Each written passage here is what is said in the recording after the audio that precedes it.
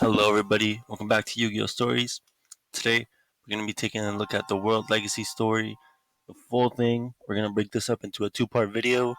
If you guys like this type of content, make sure to hit subscribe, leave a comment down below, and give this video a like button.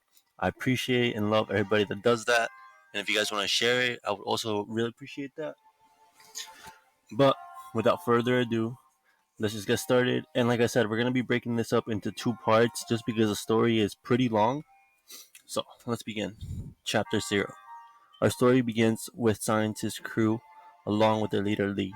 Lee is all the way to the left. Together, they use the technology and harness the power from the 7 world legacies to create the 7 Mekk Knights. But the scientists were unaware that inside the world legacy there was a source of good, but also a source of evil. At first, the Mekk Knights were made to protect their creators and the villages from where they were created. One day, the scientists tried to create a Mekk Knight that could harness the power of all the world legacies. Using the stuff that they had been handed down by generations, they began to construct the ultimate Mekk Knight Morningstar. But as some time went by, an evil virus caused by the evil inside the world legacies made Mekk Knight Morningstar go berserk. Mekk Knight Morningstar destroyed everything in sight, and no one was able to fix him, and no one was able to fight him. All the citizens ran away, and the cities were destroyed. Many diverse creatures had to be separated from their homes to find new homes. One day, the 7 Mekk Knights, led by Blue Sky, began to fight against Morningstar until it was defeated, but no one was there to see it. People just began to say that the world hero saved them from complete destruction. After the battle, the scientists noticed that the city wasn't being destroyed anymore, and they came back. But the scientists, terrified by what Morningstar did and scared for it to happen again, decided to seal the 7 Mekk Knights away inside the World Legacy World Shield.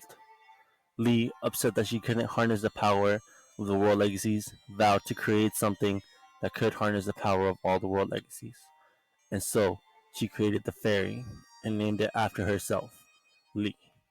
She sent the fairy inside the World Chalice and told her to trick anybody that came into it to collect the power of all the world legacies to save the world. But in reality, she was collecting the world legacies' powers for her own creation. Chapter 1. The World Chalice. Now in a world where people fear the Mekk Knights, we move on to the present. Our 4 heroes, Orum, the World Chalice GUARDRAGON Imduk, Ib, and her brother Ningirsu. Together, they were known to protect the village from the crawlers. Ib holds a very powerful staff and uses it to protect her allies. It is also said that she has a strong bond with the baby dragon. One day, our heroes were exploring the woods and came across the World Legacy World Chalice. They began to explore it and came across the fairy Lee. Lee told them that they were the only hope left in this apocalyptic world, and that they were meant to save the world by collecting the 7 world legacies. The team agreed and accepted the quest, and so Lee gave the heart of the World Chalice to Ib and granted them new powers. Orum became Orum the World Chalice Swordsman, and Imduk became Imduk the World Chalice Guard Dragon. Imduk the Chalice Dragon. Ningirsu became Ningirsu the World Chalice Warrior, and Ib became Ib the World Chalice Priest. Once they gained the new power, the World Legacy made a red beacon and pointed them to their next destination, the World Legacy World Armor. It is said that the armor is the home of the crawlers. No one knows where the crawlers originated from, or if they even have individual minds, but many theories say that their very existence is because of the World Chalice World Armor. It is known that the World Armor periodically and regularly has a dark light emanating from it.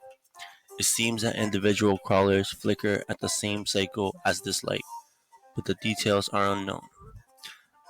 As our heroes head towards the next world legacy, they see red, more and more red, until they reach their destination. It turns out that the red is from the crawler's eyes. Our heroes have never seen so many crawlers, and it seems that there are even new crawlers than before. Lee tells them that just how they use the power of the World Chalice, other creatures can use their World Legacy's power.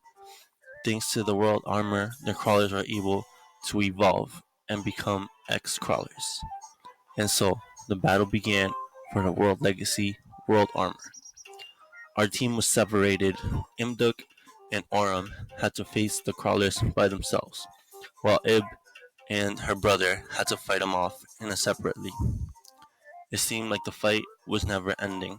The more they killed, but nothing would happen, until Lee told our heroes they must first destroy the X-crawlers, and so they did.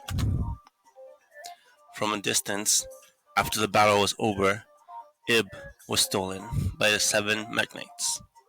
Our heroes, too tired to stop them, just had to let her get kidnapped.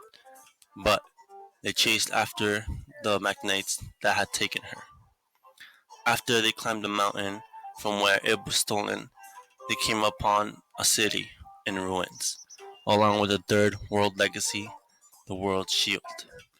Oram and Ningirsu also looked and found the 4th World Legacy, the World Spear, at that distance. Our heroes rushed towards the World Shield, where Ib was being held captive, but once they were in front, the Mekk Knights came out.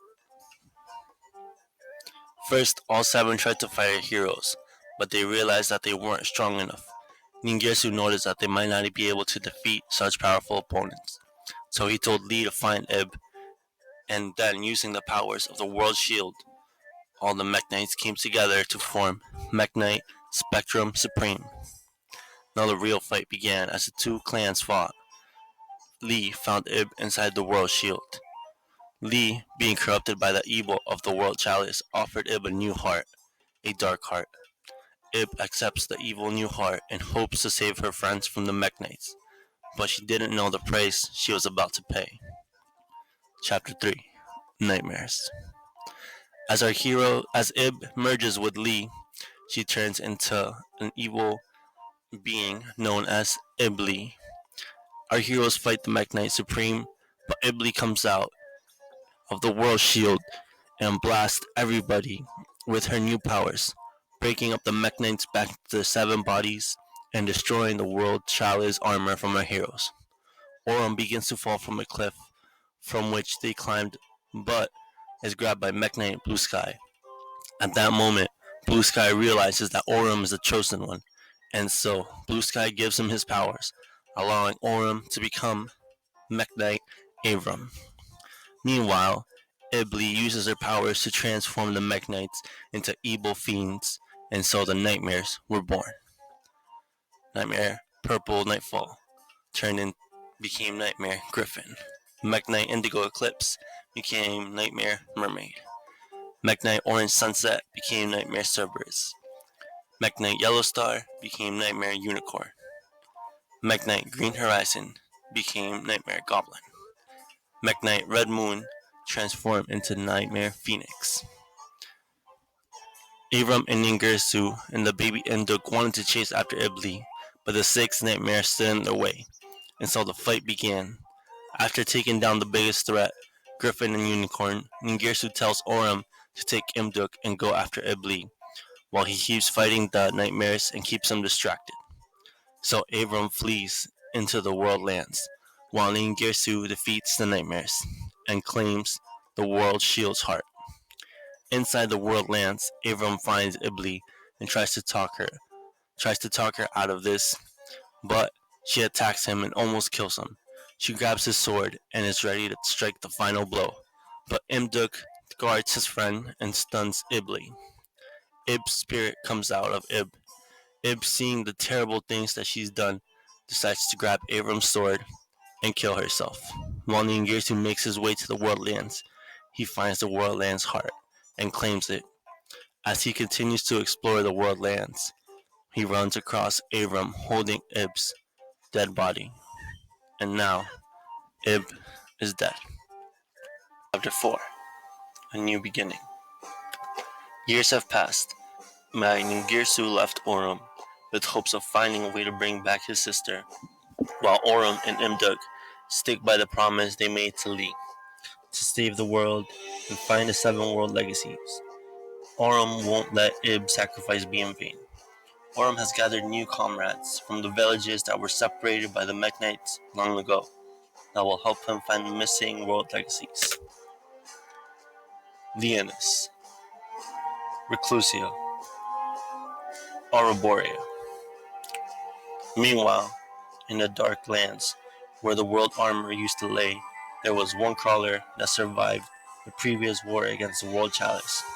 The crawler, known as Crawler Spine, with no guidance from the other crawlers, doesn't know what to do, so it just runs.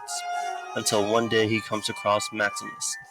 Maximus recognizes that this crawler is no threat and instead welcomes it, and using its power from the world chalice and Mekk Knight Blue Sky, he transforms the crawler into a Crusadia, now to be known as Crusadia Crawler. With the Crusadia team now fully assembled, they begin their quest for the next world legacy, the World Crown. The World Crown is in a lake, hidden by the village of the lake to make sure that no one could use its power for evil.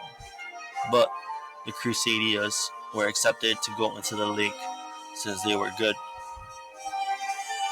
After Maximus went to the World Crown and inherited all of its powers, he used his new powers of the World Crown and the World Chalice to give his teammates new armor, World Crown armor.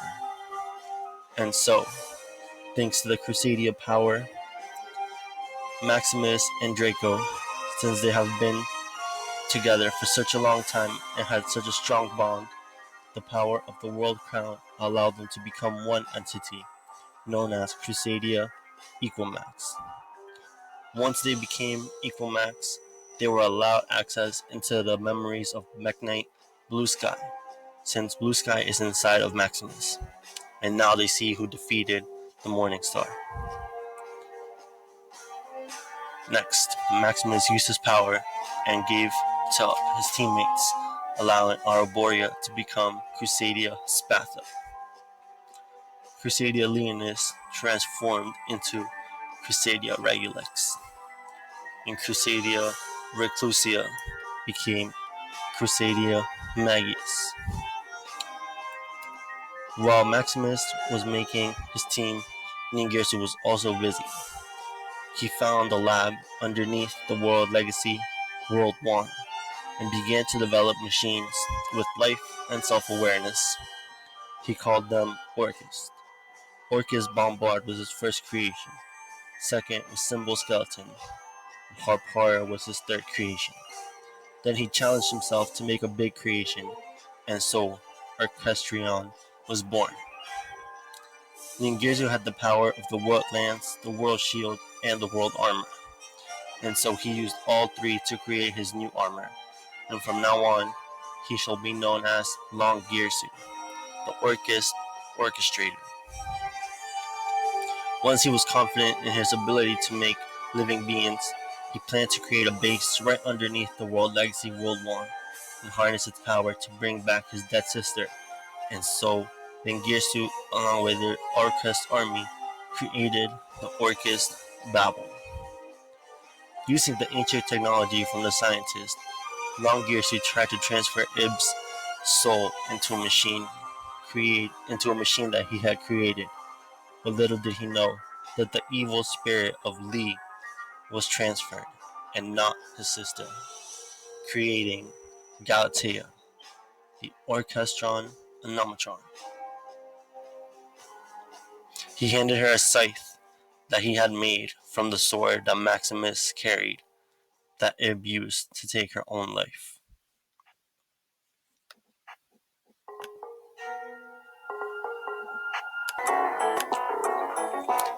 The Crusadians arrived into the Orcus Babel, searching for the World One, and so the battle for the World One began.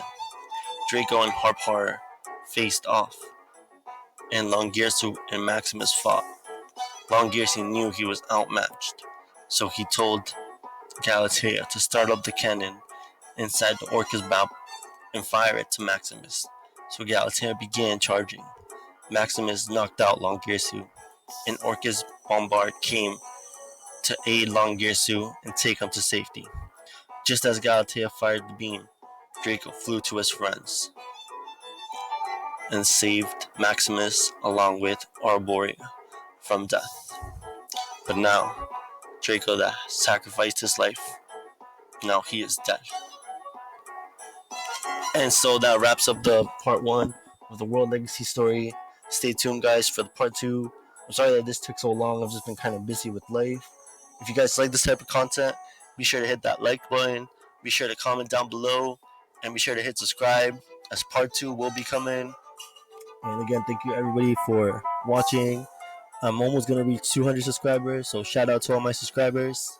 And if you guys want to know any other lore, be sure to comment down below, and maybe I'll make a video about it. But again, thank you guys for watching, and peace.